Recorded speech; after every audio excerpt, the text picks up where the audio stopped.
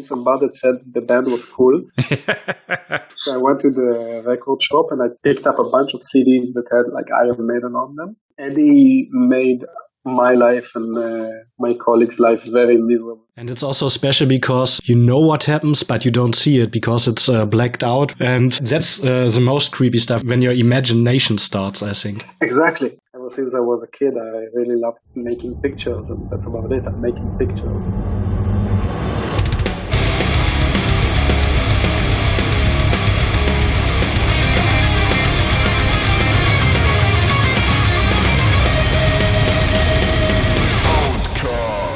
Hallo, liebe Metal-Meute und herzlich willkommen zum Outcast.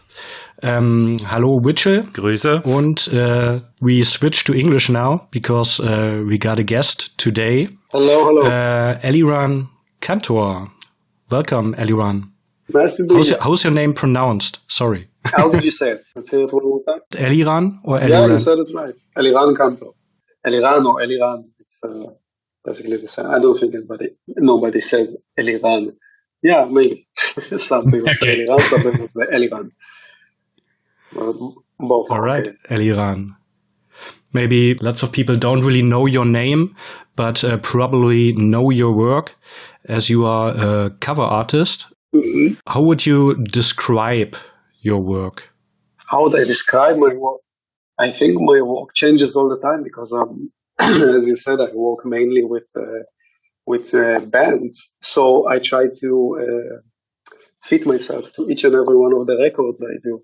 And it's funny when I read reviews in the press, then I find out that I'm a horror artist or a fantasy artist or a science fiction artist or a surrealist or whatever. I don't think about it in these terms. Ever since I was a kid, I really loved making pictures, and that's about it. I'm making pictures, and most of them are done specifically in order to be album covers for heavy metal bands. I think that's basically the longer version of it. Mm-hmm. Okay, at the beginning, I would like to start with some kind of introduction questions to get you to know you a little bit better. Yeah, sure. Also with some art questions, maybe. Do you prefer Jan van Meer or Peter Paul Rubens? Rubens for sure. Rubens. Because Vermeer was amazing when it comes to grasping the behavior of light, which is amazing on a technical level. But with Rubens, what I really love about him is something that can't be just replicated with a camera or by learning a technique. It's about the sense of motion and sense of action. Mm-hmm. And if you compare their pieces, Vermeer's pieces look basically dormant in comparison to the amazing epic movement that you're gonna get when you're looking at the Rubens. But to be honest with you, I didn't grow up in this environment where I was analyzing classical art. I only got into it very, very later on in the game, like maybe a few years ago. Because my introduction to it was very superficial. I wasn't drawn to fine art. I wasn't drawn to reading up about history and everything. But my introduction to it was through Monty Python's animation skits, where they would cut off parts of old classical paintings and make animation with it. So this is what I liked, using the old aesthetics in order to create something that was funny and weird and grotesque.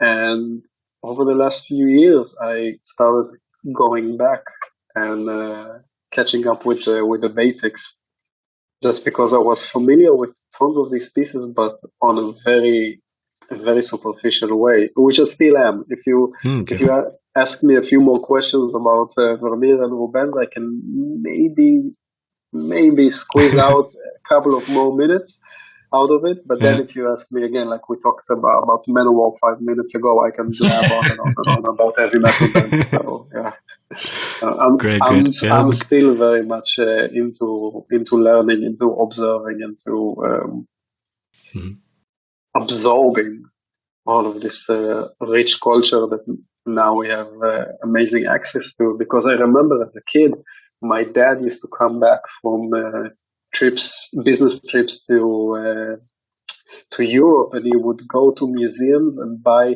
the brochures. And this is like that was the high resolution version of the artwork that I was able to see in my home, because it was either that or go to the bibliothèque. I keep forgetting words in each and every language. Go to the library and pick it up. Library. But yeah, we would come back with those amazing brochures from Italy and from Holland and from Belgium. And I remember those are like the stuff you get for free at the gift shop. Just the ones that they tell you a little bit about each and every piece that you're going to see in the museum. But for me, that was my introduction to proper learning about the background. But I was too young to even read all about it. So I was just looking at the pictures, but it was fun. Mm-hmm. So you didn't study art or something like that? You learned it all by yourself, or how did you get into it? I only studied art as a kid. I went to drawing lessons when I was maybe, I think, 5, around 5 or 6, and then again when I was 10, and I think I was taught the basics of using various mediums, perspective, composition. I mean, in a level that corresponds to your age. I was again 6 and 10, and afterwards it was mainly like trial and error for years. Oh, okay. I'm still erroring. Yeah, but we don't see that at your covers because I would say they look amazing. Yeah. Thank you. And it's all about, I've been doing it ever since I was a kid. So it'd be embarrassed if I wasn't getting a little bit better at this point. Of course. So we get more into metal covers. Do you prefer John Dyer Basley or Ken Kelly? Oh, that's a good comparison. John Dyer Basley or Ken Kelly. When I try to compare, when it's such a close call, I think I will go with which one is my favorite piece by each and every one of them. And I think Ken Kelly, the stuff he did for Venom, has had a little bit more of an influence on me, because I find myself using a little bit of it as reference. If you look at what I did earlier this year for Malevolence, I did an album cover for them called Malicious Intent, and the main character on the album cover, you can see that their face are completely blacked out, and that's a direct reference to the Manowar warrior. So I can't reference the guy and then not give him proper respect. So I would go with Ken Kelly. But I met John. He had a pop-up exhibition for a few hours, very 20 meters from my studio. I met him for maybe 15-20 minutes, and it was very nice. And he's an amazingly talented guy, both Baroness music, but also his style when it comes to album covers is so recognizable and so often imitated and copied. The aesthetic value of it is amazing. I mean, you can put it on a heavy metal album cover, and you can put it on the wall in your living room. It works. It's just so aesthetically pleasing, the stuff that he does. And it's so often copied. It's amazing how many people he influenced in a very short amount of time that he did all of those album covers. Yeah, great. So as we talked about Manowar, what is your favorite band? My favorite band, I will go with Merciful Fate and King Diamond. Don't let me choose between the two, because it depends if I was listening to them or Abigail or Melissa lately, and then that will affect my final call. But that has been my favorite band ever since I was maybe 15. Ah, great. Yeah, it's always the bands you start with. Yeah, and I just got to meet them, Merciful Fate and King Diamond. Great. few weeks ago. Yeah, so touring again. And I was so starstruck. I tried not to. It was a little bit before the show. I was able to go backstage and meet them in their dressing room and just say that I'm a big fan and take a photo together. But before the show, you don't want to talk to the guy too much and ruin his voice. So I actually said that. Maybe talked about Uriah Heep for maybe 5 minutes. And then I said, have a great show. I'm really looking forward to see it. I'm a huge fan. Melissa and Them are my favorite albums of all time. So just see you on stage. It was an amazing concert as well. Yeah. That was my next question. What's your favorite album? But you already answered it. Yeah. It's either Melissa or Them. And what is your favorite song? Also one of those? Oh, if I have to pick a favorite song, I would go with Satan's Fall for Merciful Fate and maybe Black Horseman for King Diamond. I know it's from Abigail, but just that specific song stands out. It's just a perfect song. You have like the perfect journey. The build-up, the ending, most dramatic beginning. It's got everything. It's got all the trademarks, and it's just an amazingly constructed song. And Satan's Fall is just an incredible once-in-a-lifetime song. It doesn't have any structure. It's like riff, and then they riff, and they play that riff for a while, then it stops, then they come up with a new riff, and then it just goes on and on for like 12 minutes. It's amazing that it turned out to be like an amazing song, and it's magical. You can't come up with this kind of stuff. That's not how you build a song, but it ended up like amazing. I'm a huge fan of this stuff. Great. And 12 minutes of it just means that there's more to listen to. Yes. It's 12, maybe I'm confused that it's 9 minutes, but it's somewhere around 9. I'm not sure. With my favorite albums, I don't bother even checking the lyrics or the track listing because I just put on my favorite records, I hit play, and that's it. So I have no idea if the song has been on for 3 minutes or 7 minutes or whatever. Yeah. At the end, it doesn't really matter how long they are. If they're a good song, it can be 2 minutes. I'm a huge Misfits fan. Maybe also 1.5 minutes. Or it can be 10 minutes. Misfits are an amazing band because like tons of their like very big hits were never like properly recorded. If you listen to the studio version of Die Die My Darling on headphones, you can hear a telephone ringing in the back.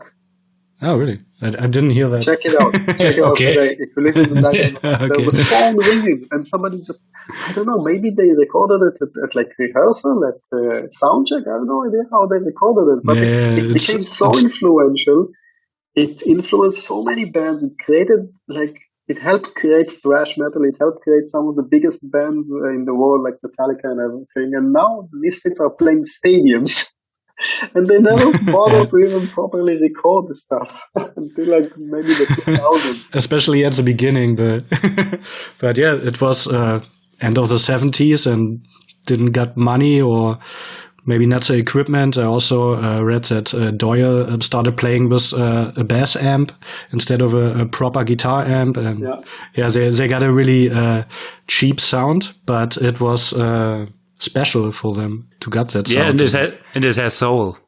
It's not so dead like all the modern stuff. It has some soul. Then you hear a phone ringing or the guitar sliding, and yes, that's iconic. Oh, it is, and it has just this. What I like about organic production is that it's prone to have happy accidents. So when everything is a happy accident, you come up with an album that sounds like really different from other albums because the drums don't sound like drums on other albums. The guitars doesn't sound.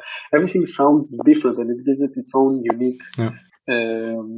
unique personality, which is something that like every band in the 70s and 80s just basically was forced to have because everything was experimenting. Basically, everybody was just trying to find the sound that works. And it ended up being iconic. And it wasn't like today when you have a digital technique that you can edit everything and preamp and all that stuff. And back in the days, you recorded and that's what it. Yeah, when it started out, I mean, every technology, when it's fresh and when it's new, that it gives a specific, like the first wave of bands, it gives them the personality. I mean, when Meshuggah did it, when Fear Factory did it, yeah, it sounded like them. It was very special. It felt futuristic. It really felt like, I remember first time listening to Meshuggah or Fear Factory, it was like, this is music from the future, Ministry as well. So it's not about the tools, it's about how much are you going to experiment and try to find your own sound and try to find your own personality, or are you going to use exactly the same setup that everybody else is using? Because that's true. I mean, a lot of people just miss the point, which is not about futurism and modernism and high tech, which is about looking for something new, looking for something that will be futuristic and different. And those bands were pioneers in this because they were looking for ways to create new sounds. So when it was fresh, doing your own stuff and don't copy anything. Yeah, so even if it's super digital, super edited, super everything, but it still has that sense of experimentalism and creativity, then you come up with something that has its own personality and it sounds like them. It's still, with every like modern band that I listen to, those like 80% of today's band, the guitar sounds like Fear Factory basically. So it's, I mean, they're even, I would say, underrated as far as influence is concerned, just because of the production choices that they made back in '96. Still resonates to this day. I think I really liked, nearly loved Fear Factory, but then I saw them live and I was totally disappointed, and that's why I don't hear them anymore. I get it. No, but the records are amazing, sure. Yeah, the records are amazing. They are, yeah. But yeah, that's also a point. As a band, you need to be good on every level, kind of. So, I mean, you're forced to do it. I mean, I know tons of bands back in the 90s didn't want to play live at all, and some of them were able to do it, like Dark Throne and Bathory, and I remember half of the Norwegian bands haven't played during the 90s, like Arcturus and Ulver, I can't remember. There were tons of them that I never thought I would even get to see live.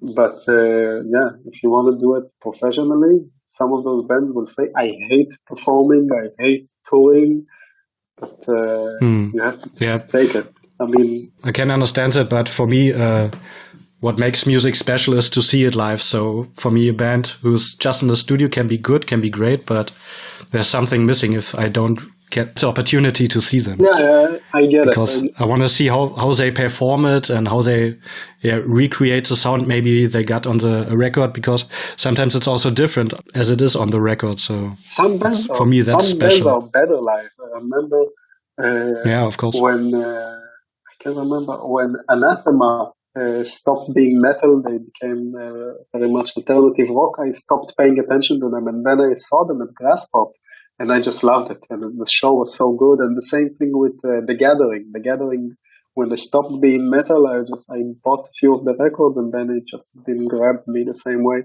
But when I saw them live, all of a sudden I really fell in love with the new songs as well, and then came back and listened to them back at home. Some bands just pull it off live, and basically you can go to a bad show, you can go to a good show. It's they have off days and they have on days. Yeah, of course. Okay, let's continue with the questions. I love the fact that you have this question. That's cool. It was intended as a short 1 minute questions, but it's great that we can talk about a lot of it. Oh, yeah, for sure. So we just go on. What's your favorite album cover that's not from you? It's hard to pick a favorite album cover, but when it comes to the most influential, I have to go with Killers by Maiden, because it was, I still remember the moment I saw it and the effect it had on me.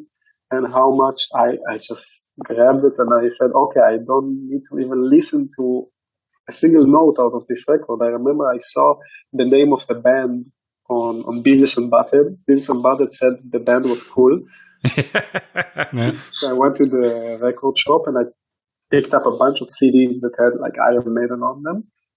But Killers just looked like it's for sure going to be like the best out of those records, because the album cover was just so striking, and that yellow light and that pose and everything. Eddie made my life and my colleagues' life very miserable, because everybody after Eddie wanted to have their own Eddie. But you can see why. I mean, it was so attention-grabbing, it was so impactful, it was undeniable. And I think it was felt, I mean, I felt it at the same time that millions of kids around the world felt exactly the same thing. And went out and bought the album, bought the t-shirt, and back home. I bought some shoes. And watched the videos late at night when they were playing, and just got mesmerized by the entire thing. It created this like fantasy world that it's just unparalleled.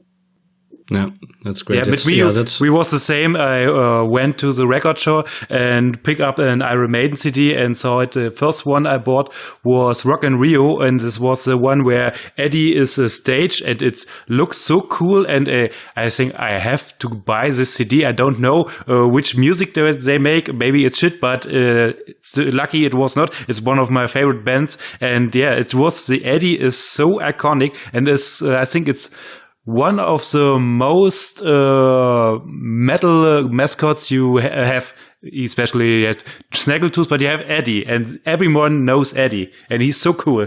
Yeah. Oh, yeah. Yeah. And what's amazing about Eddie is that you can make an Iron Maiden album cover that doesn't look at all like an Iron Maiden album cover, but if you have like a tiny face of Eddie, like a Power Slave basically doesn't even look like a heavy metal album cover, but when you talk to many Maiden fans, a lot of them say that this is their favorite album cover, which is amazing, because mine as well. Because like 95% of it doesn't look like a metal album cover or a Maiden album cover. It's just about grabbing the focal point, grabbing the essence. And Derek Riggs was amazing in the way that he managed to realize that as long as he makes a great Eddie face, he can go wild with everything else and bring the fans of the bands onto a journey to somewhere new, and everybody will be happy to tag along for the ride, because everybody will be looking at something that is so familiar for them, so reassuring for them that the band is still the band that they love, but everything around it just makes you think, okay, the band is going to do something exotic, something creative, something different. They have new ideas. They have something else new to offer while still being basically the same band. And which is why this is like one of the most effective album covers I've ever seen. Yeah, that's true. Just Dance of Death sticks a little out. Sorry? So this is your favorite? That's my favorite Iron Maiden album, yeah. It's beautifully done. I mean, the shading and the details on it is just, and you can see that he had so much fun with it, with the small writing and scribbling that he added to it, and the all the Easter eggs that he planted. Yeah, the Mickey Mouse in it. Yeah, the Mickey Mouse. Yeah. I remember what else. There was so many things. There was about, I don't know, about 10 or 20 little details. But when we are in the youth, we have only the CD. But when we are a bit older, then you have the big LP, and that must be so much better to have the big one. And then you sit at home and watch. Oh no, there's a Mickey Mouse. Where was that the Mickey Mouse there? And all the Easter eggs. Yeah. Yeah, I grew up. I started collecting albums in about like middle of the 90s. So I collected CDs as well. I never bought a vinyl LP before I was maybe 20 something. And that was also because I wanted to collect some stuff, and I wanted to have something special, and I wanted to see the artwork up close. So yeah, I haven't seen the Mickey Mouse until I bought Derek Riggs's book. And in the book, you can see it in the size, I think, of a 7-inch, maybe. Yep. I was able to see some of the details. Yeah, I'm just looking where the Mickey Mouse is, but I can't see it. It's in the bottom somewhere. I can't remember, left or right. In the bottom, okay. And definitely need to check out that. Yeah, it's pretty small. Yeah, and when I was a kid, I painted Eddie on my. I painted the killer's Eddie on my wall, on my bedroom wall when I was a kid. And another Eddie that I drew was the Eddie from Donington. Oh yeah, I love him too. The bad one. Yeah. And this wasn't done by Derek Riggs. This was done by Mark Wilkinson.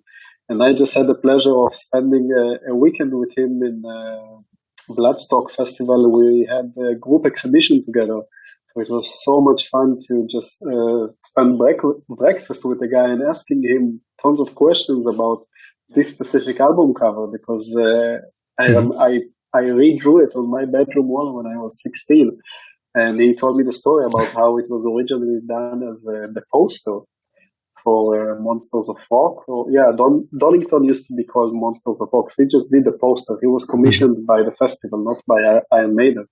And when Iron Maiden released the album, they originally released it as like an official bootleg. It was like black logo on top of a white background, so it looked like a bootleg. But after a while, they switched up and just used Mark Wilkinson artwork without even asking him. So luckily, he was smart about it, and instead of getting angry at them and saying, you never asked for permission, he was like, oh, you like my artwork, let's work together. And they've been working together ever since. We did all of the recent album covers. We're still working with them to this day. So it was so much fun to hang out with the guy and ask him questions about this one and all the stuff he did for Judas Priest, like Painkiller and Jagulator, which was something that really baffled me. I wanted to ask him about the pixelization of Jagulator. So yeah, it was a fun weekend. Yeah. I can imagine that. Need to check out Jagulator again. Jagulator was a weird thing because he made this album cover very much in the vein of Painkiller, but then when he sent it to the band, they used like a graphic designer who thought it would be really cutting edge and modern to put like a digital filter on it that made it into pixel art, which it just looked so bad, and he was so mad when he saw it. It wasn't approved by him. He just had to live with it. But I think on the vinyl LP it was done properly. Can't remember. Okay. Don't know, but that's a true metal cover. Yeah, but the close-up one with the pixels, it looks awful. Poor Mark. No, that's bad when it doesn't come out as expected. Yeah. So yeah, it was fun because we had it was part of an exhibition we had together in a Bloodstock Festival along with Crusher, who is the guy who did the album cover for Black Sabbath. He did Dead Again. Oh, Born Again? Born Again, sorry. Born Again, yeah. I'm not sure. Born Again. Dead Again is typo negative. Yeah. He did Born Again. So it was me and Mark Wilkinson and Crusher and Rodney Matthews, who did all the classic album covers by Nazareth and Praying Mantis, and a few others. It was an amazing setup. So it was, in comparison to the upcoming exhibition in Berlin, it was very low pressure because I was part of a group. So it was just taking a trip to the UK and meeting some people and having some fun over the weekend, doing some interviews, but it wasn't like my own production. It was fun to do like a low stress kind of a setup. But now the exhibition in Berlin is going to be very much, it's my very first solo exhibition ever in Berlin. And it's going to be the biggest and most comprehensive one I've ever done. So I'm really excited about it.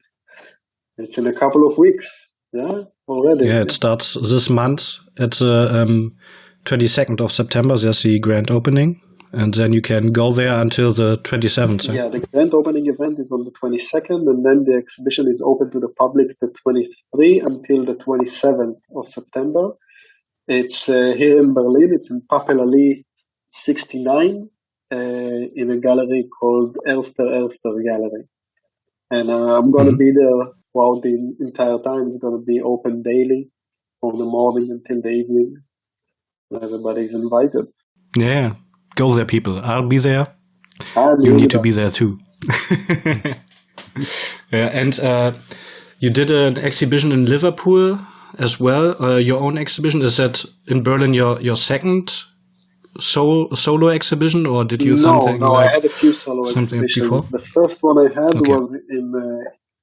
was in Apeldoorn in Holland. It was part of Brainstorm Metal Festival. I can't remember how many years ago it was, but afterwards I did a solo exhibition in Copenhagen. And I was again part of the group exhibition in Bloodstock in 2017. And then my first exhibition in Germany was actually a solo exhibition in Wacken. 2019, I think it was. It was the year before the pandemic. So yeah, I think 2019. So yeah, this was the last one in Germany until now. It's going to be fun to come back. And and the Liverpool one was a couple of months ago. Yeah, it was great fun. It was fun to meet a lot of the people I got to work with, but didn't get to see, like Aaron from My Dying Bride and the guys from Unfathomable Ruination and Evil. And it was cool. It was done along with the grand opening of a place called Dark Earth over there in Liverpool, and it was tons of fun. Yeah, great. Because I saw that you did that exhibition in Liverpool, and I was wondering, why is he doing it in Liverpool and not in Berlin? Because he lives in Berlin, and it would be great to have that in Berlin, and now it's in Berlin. It all comes down to receiving an offer which makes sense, because I had a few talks about doing an exhibition in Berlin. One of them was in a small, very old school metal festival, and one of them was in a more modern one, which took place, I think, in Bergheim, which was more like a sludgy type of metal festival. But I can't remember.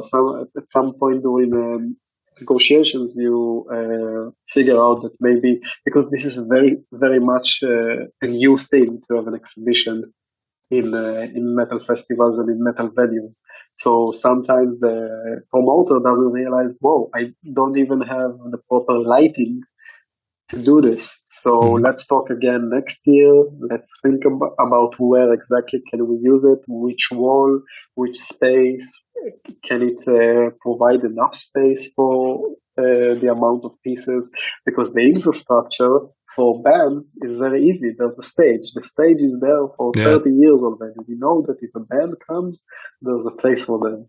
But as far as exhibitions are concerned, everybody's really excited about the idea, but it takes a few years to set up the infrastructure. And I think with Wacken, it was the same thing. I think Wacken, by the point I did it, the exhibition, we've been already in touch with Thomas, the head organizer of the festival. Thomas Hansen or something. Yeah, I think I've been in touch with him for maybe 3 years. Up until this point, we were looking for the best setup to do it.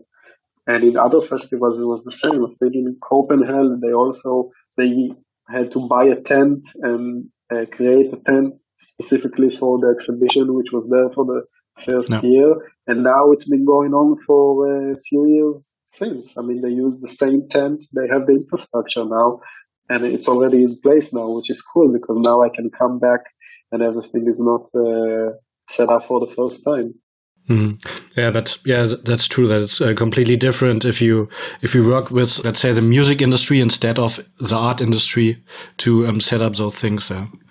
Yeah, And with the art industry, it's very much its own different separated scene because as you can see, I have had exhibitions in Wacken and in Copenhagen and in Bloodstock, which is unusual for a body of work, which is unusual for a list of past exhibitions. But because this is where I come from, this is naturally where my interest and connections are. Naturally, this is how it grew up organically. People were interested and invited me to do this kind of stuff. And as long as the conditions are there to do it properly, yeah, I would love to take it anywhere. And I'm happy that we're doing it for the first time in Berlin. How much pieces can we expect there, or how big is it? What can we expect in general? I have the list. I can't remember. It's a big one. Around 20 plus. I can't remember. Sorry.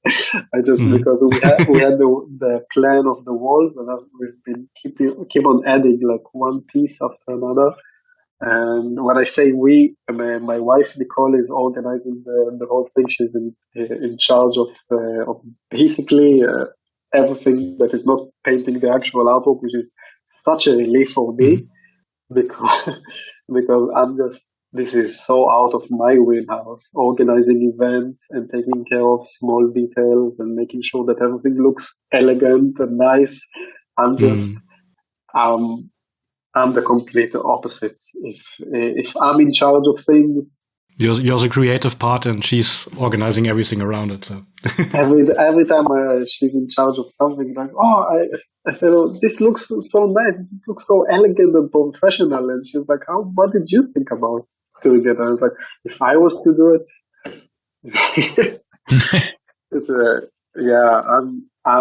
when it comes to aesthetics.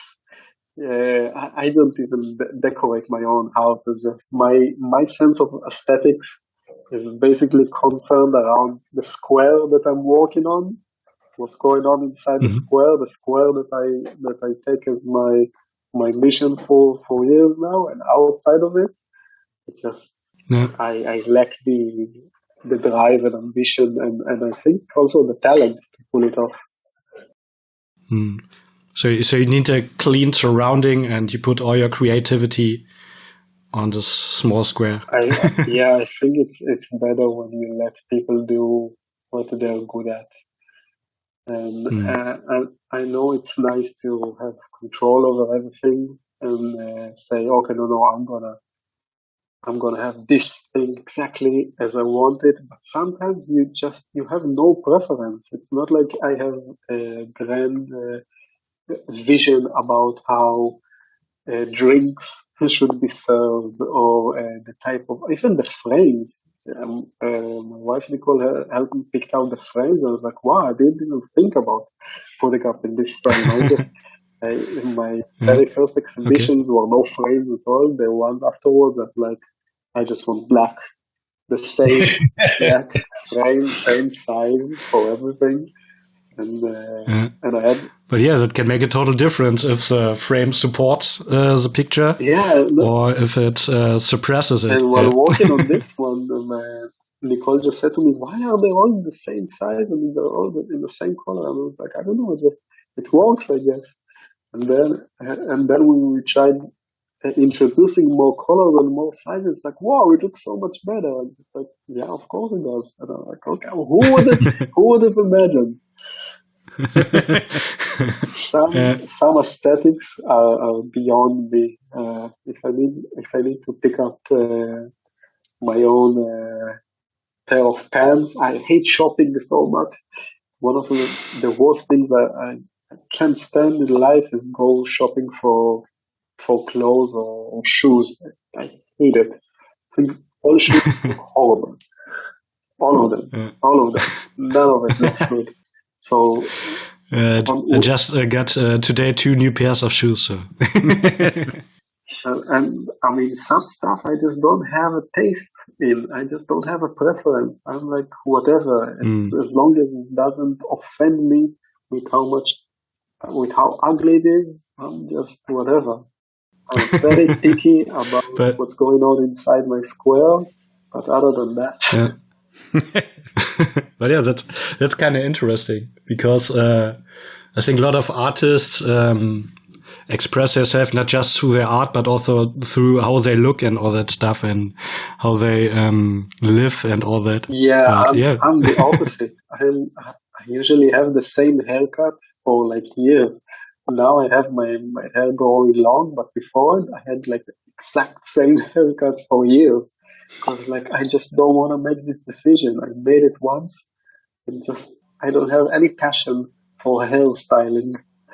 I don't care how it looks like. I mean, I want to look nice. I don't want to look bad, but I don't have the passion for it. I just want to find something that I like and just go with it. As far as I'm concerned, I can wear the same pair of pants and the same pair of couple of t-shirts again and again.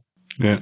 It'll save me so much like time. a cartoon character who always wears the same. Yeah, exactly, like a cartoon character. Well, exactly. Yeah. Because Great. you only have like one t-shirt that's the best t-shirt. So why wear the rest of them? There's one that is your favorite, and that's it. Why bother with the rest even? That's also a point I was thinking about a lot, or thinking from time to time. If I got some good shirts or some good pants or shoes or whatever, should have bought 2 or 3 parts of them. That's why I bought 2 pairs of shoes today. Same. Which because I love them.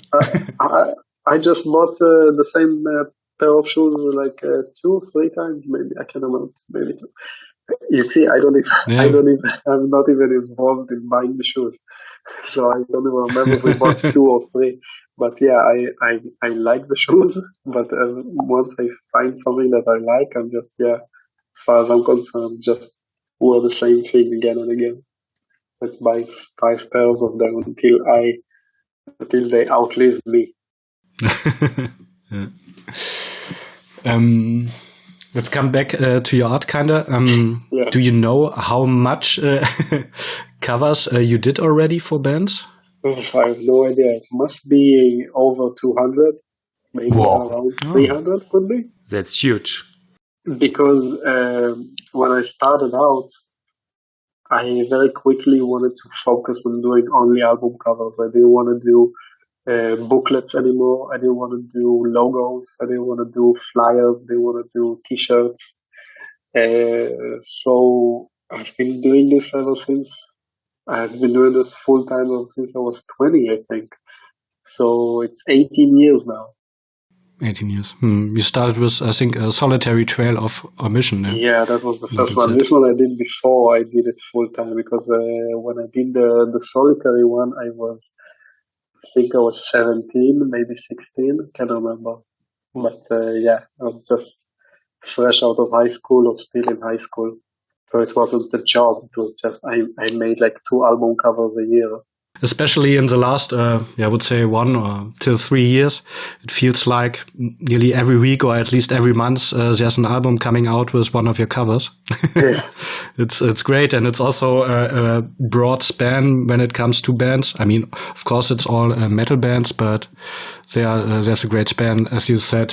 For example, My Dying Bride or last time Kreator or Hatebreed, so different genres within the metal genre. Yeah, and I think what I'm very aware of is not making them be interchangeable, because I don't want to let my ego take charge of letting each and every album cover look like my work. It has to be a collaborative effort with the band. So if you take what you said is a good example. You said the Kreator and My Dying Bride. Both of these album covers were very much accepted with a very positive response by the fans, and I really appreciate it. But if you take the logo of My Dying Bride and put it on the Kreator one and put the Kreator one on the My Dying Bride, the fan reaction would be, huh? Yeah. And this is something else that I'm paying really attention to. So it won't be interchangeable. So it won't be like I'm doing the same album cover again and again, or even the same style. With each and every project that I take, I need to listen to the music and find out about the essence of it and make sure that at the end what I do I need to love it. I need to like it as well, but it should serve the album. It should serve the music. So with My Dying Bride, it was a very different approach from Kreator. And I think if on the press release it won't say my name, you wouldn't know that the same guy did those two album covers. You wouldn't know it. Yeah, especially when I scrolled through your galleries and stuff, and then I said, that's from you, and that's from you, didn't know that, and yeah. Sometimes, I mean, you can imagine because you got your own style, kind of, but yeah, as you said, it's from band to band, it looks totally different. And yeah, and if the bands are similar, then it's going to look a little bit more similar. I mean, okay, the Sodom album cover and the Kreator album cover, maybe you can sense that it's the same guy who did it, but both of them feel like this one feels like Sodom and this one feels like Kreator because of their characters and their specific style. Yeah, but yeah, when you compare those two, it's kind of the same view on the characters, I would say, on the what's similar. Yeah, it's the same like camera angle. When I think about camera angles, I usually don't do anything very modern, anything very like newer comic book kind of thing, where the hand is like very close to the camera, so the hand is really big, and then the rest of the body is like next to very small in the background, which is something you will get in very modern comic book book covers. Because it was following the invention of the camera. Following the invention of the camera, you have this depth of field. It wasn't there in classical art. In classical art, it was very much as if you were taking a photo with like a wide, from very far away. So everything is more or less the same size.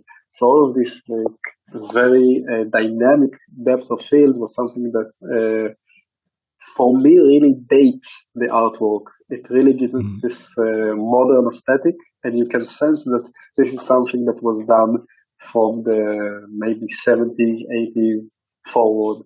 So this is something else that I don't want to incorporate anything that will make these pieces feel like they're from a specific era, which is why I go back to a lot of classical aesthetics, because for me, classical aesthetic is very much like neutral and clean, because it can be from a fairy tale, it can be from 400 years ago, but it can also be something that happens like 2 years ago, and it can be anywhere from Europe to Africa to Australia.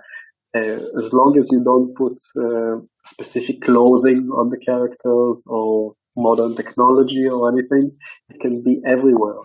So this is another thing that I was really drawn to, not to have any motive that will distract from the character that I want to build and the story that I want to give. Because if it's not integral to the story, I just leave it out, because it just it takes away from the impact to me when I see stuff that hints at where the story takes place and in which time period, unless it's very crucial to the story that we're telling.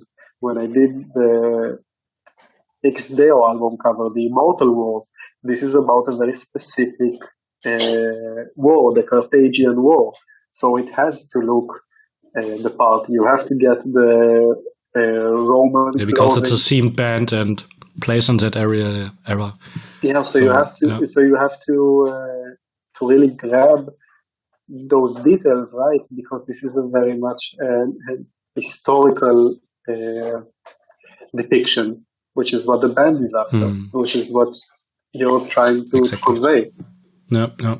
So, how close do you work with each band? Is it always so that you, for example, Zoom like we do now, or that you meet in person, or do they just send you the lyrics or the music up front, or how do you work in general with bands, or is it different from band to band? The usual way of working is just through emails, but then I try and make make the effort and meet the guys face to face when they come and play in Berlin, or whenever I have maybe an exhibition in a festival. Then we meet together, but usually that takes place after we've done like one or two album covers together.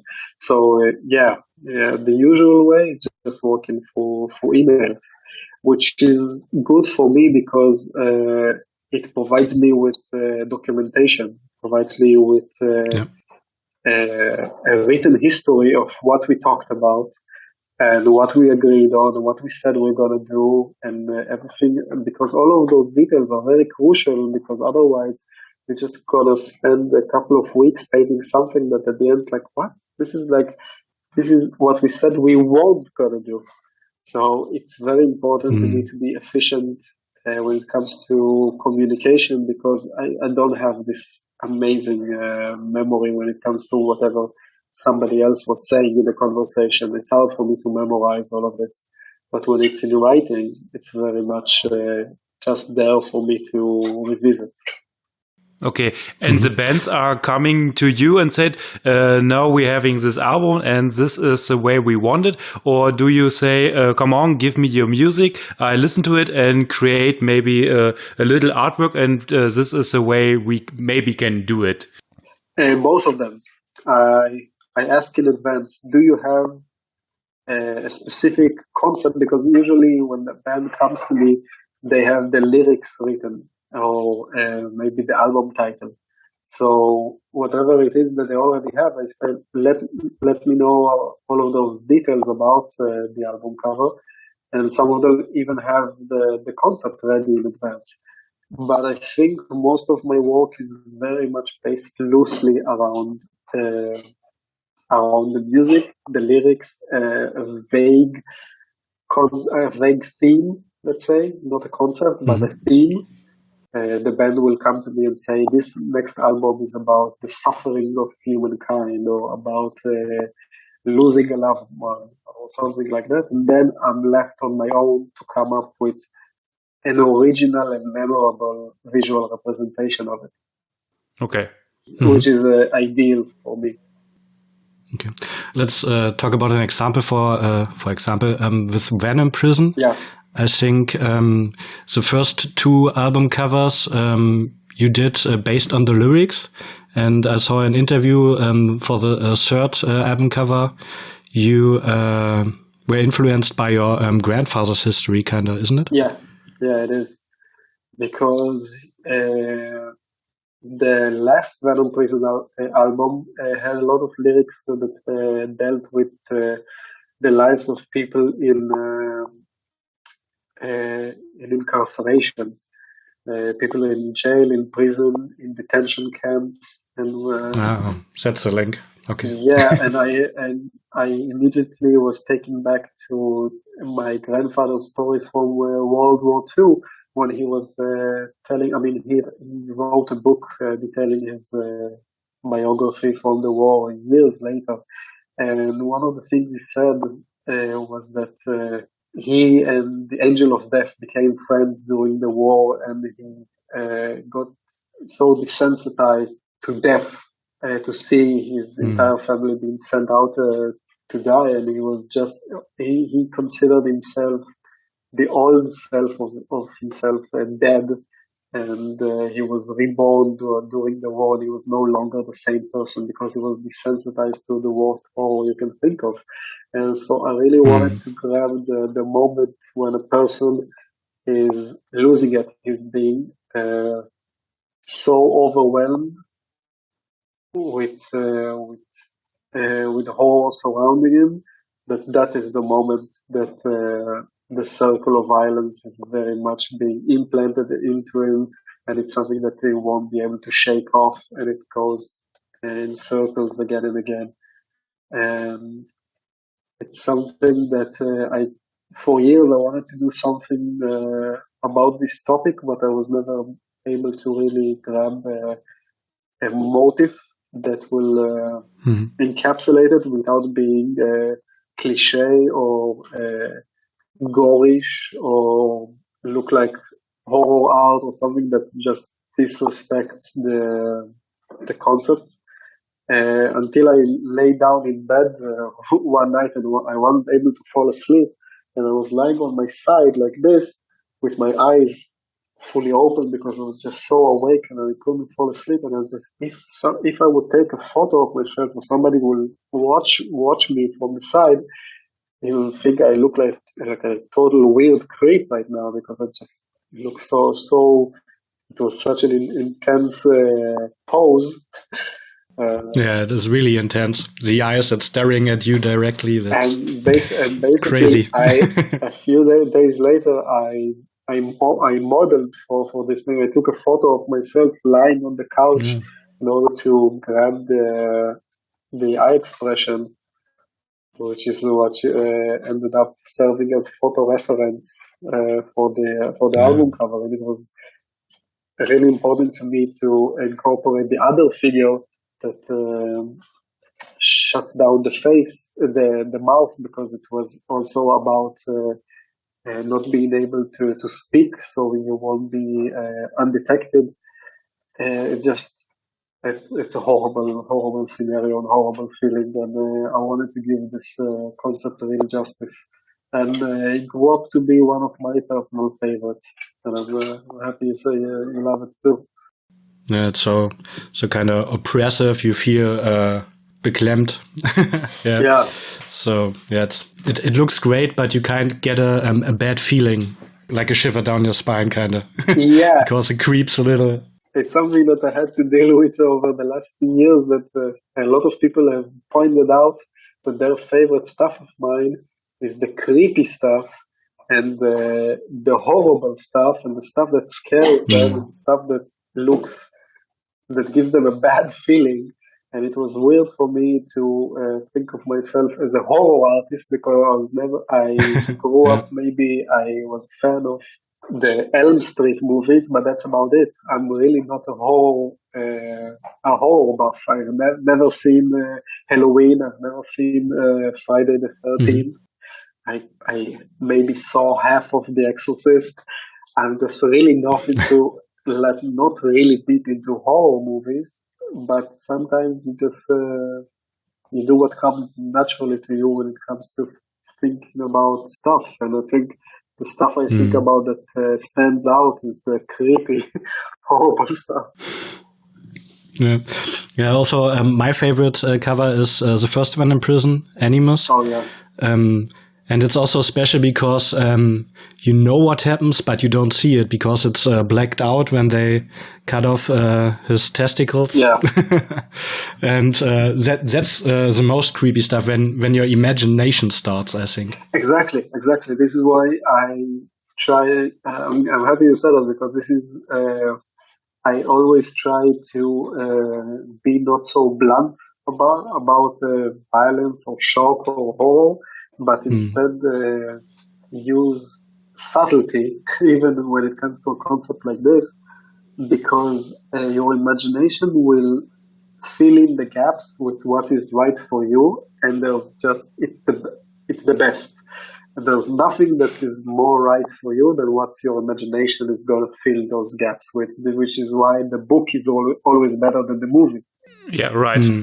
Whatever they're going to do in the movie is not as good, is not right for you as like your imagination would fill the gaps when you read the book. So this is why I try to be as vague as possible about everything that can be serving as a gateway to the imagination to go to run wild and open up exciting new imagery, but also put the concept across and make sure that the story comes across. But also, I think I wanted to introduce subtlety because direct horror and gore are just so overdone that I wanted to do something different. Because you can have mutilated body parts in tens of thousands album covers, and I just don't want it to be boring at the same time. And that's I think also special about your works. It doesn't show everything at the beginning, when you look closer, you see different things. For example, let's stay with When in Prison. When the second cover came out, I just realized after watching it several times on the cover that the woman in the front has 6 legs. Yeah. At the first, you see just the 2 legs and think, yeah, it's a woman.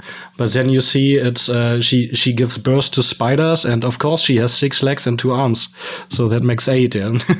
But at the first you don't really see it, and that's kind of special. Yeah, because if it's too blunt and it's too obvious, then you skip it. You just don't pay more attention to it. Yeah. My biggest and most in-depth connection with album covers is the one that I spent a lot of time with.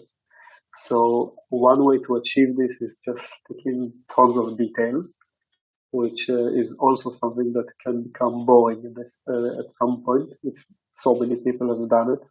But another way is just making sure that you can use subtlety and draw in the viewer to take a closer look. And then they spend a few more times with it and discover more about it. That's why I'm excited about the exhibition. Oh yeah. How big are your paintings in general, or do you have the same size for every painting? No. It's gonna be different sizes. It's gonna be I'm gonna have the full Halloween piece exhibited for the first time. It's going to be 180 centimeters over 60. Some of those are 60 over 60, some of those are 90 over 90. And pretty big. But different sizes. Yeah. Okay. And how much time do you need in general when it comes from the first idea to finish painting? Oh, that's a good question because I don't keep track. For example, if a band comes to you and says, we have a release in half a year or in 2 months, what is a possible way to, or when does a band need to contact you when they will release a record? Usually, I'm working with a waiting list of prior booked projects that I need to finish up first. So usually I'm booked around like 4 months in advance, but that way I can also use those 4 months in order to spend some time with the lyrics and the concept and try to think about the composition. So once it comes a time to do it, I have maybe a few weeks that I want to spend actually painting it, because over that, you just won't be able to maintain a career out of it. You're going to do only like a handful of commissions a year. Yeah. Do you also do pictures just for yourself or for friends, or you just do commissioned cover artworks? No, because what I do. Or could we say paint a picture for us? What I do is I don't fully realize it. What I do is I only do a sketch of it, like a black and white sketch, and I save it up for later on. So later on, when a band comes to me and they have a set of lyrics or maybe an album title that works with this specific one, I can say, okay, I already have the sketch of an idea I had that works perfectly for this one. So let's finish up this one. And then I can show it to them in a rough black and white. Oh, okay. So you can look at it as like a lot of my album covers now are basically like personal works. Started out as personal works because I already had the idea in advance, but I don't fully realize it and flesh it out until I can present it to the right project. Yeah. And then you add the details for the band, so kind of. Yeah. And then we work together on it and we discuss about how we're gonna finish it up. Great. Richard, do you have some questions before I just talk alone? No, it's okay. No, I think we have already asked everything. I just want to say I really love your work, especially the one from Scythe, the Japanese black metal band, Here to Despair, and the other one was Insomniaphobia, and it's so great that they are so different. The first one is so much of details, and you can look and there's so much you can find out, and you I looked about it today and I thought, oh, there's the band logo over the top in the corner. I never saw it. And then you have Here to Despair, and it is really low back and classical, and it's also great. It's really cool artwork. I really like it. Thank you. When it comes to incorporating logos and text, I try to pick up something that will work with this specific one and not just apply the exact same, my favorite template to each and every album. So sometimes it goes in directions that are very much the opposite of their last album cover. But in each and every instance, it needs to work with a specific image. So I'm glad you like it. Yeah, thank you. And I love the band as well. Yeah, me too. Yeah. That's also why I asked at the beginning if you prefer or like Jan van Meer, because Eer to Despair reminded me kind of the Milkmaid from Van Meer. Because of the lighting kind of on the window, yeah. There's also a question, maybe a stupid question, but how does a painting ends up on a CD or LP cover? How is the process behind that? Do you photograph it? Do you copy it? Do you scan it? Or how do you do that? No. For the last 10 years, I've converted my entire process to digital. I've been painting it digitally. Okay. Yeah, so I can take the same file and use it as it is for an album cover. So luckily, I don't have to rely on scanning and photographing and stitching together and adjusting colors and. Okay. As I thought, it's all painted. It took a lot of time to convert in a way that won't sacrifice the hand signature, the brushwork, and the look of it. Mm. I'm glad it worked. Yeah. I mean, I'm no art expert, and I haven't seen the original or the printed ones. Yeah, I thought it's all painted, but it's great. But like digitally painted. Yeah, exactly. What kind of program do you use, or how do you do it? I've been doing it only with Photoshop for as long as I can remember. I've been using it ever since I was 14. It was a long time ago, and too late in the game for me to switch. Yeah, of course. For that long time, it's hard to switch. Oh, yeah. And yeah, the final result looks great, so no need to switch, I think. Yeah. Never change the winning team. Yeah, for sure.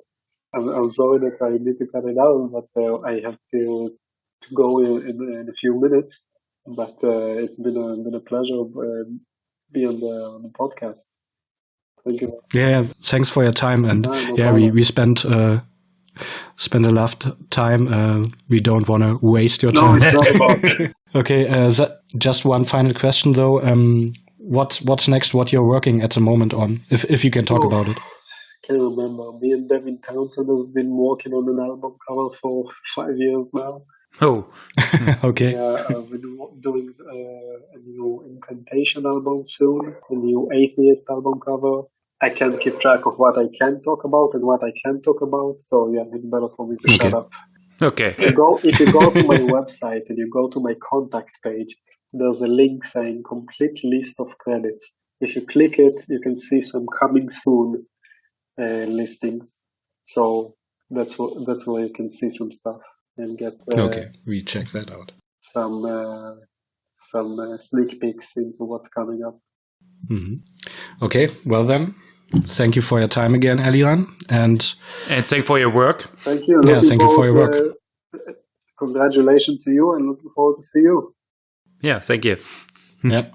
Thanks, guys. It's been a pleasure. So have a great evening, and see you on the 22nd. You too. Cheers, guys. Bye-bye. Goodbye. Bye.